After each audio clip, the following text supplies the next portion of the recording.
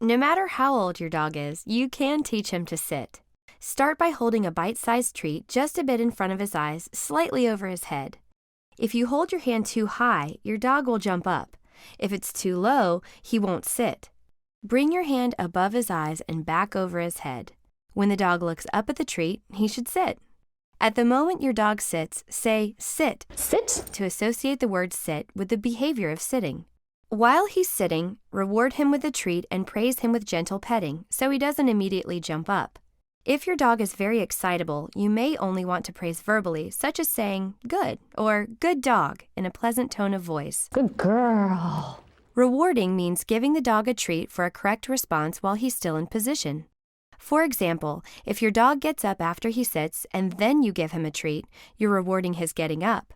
Have patience as your dog figures out what to do. He may stare at the treat and stay standing. The goal is to have him sitting completely before you give him the treat and say, sit.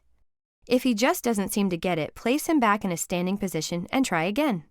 For 5 days, practice having your dog sit 5 times in a row or until he does it on command. Praise and reward him with a treat every time.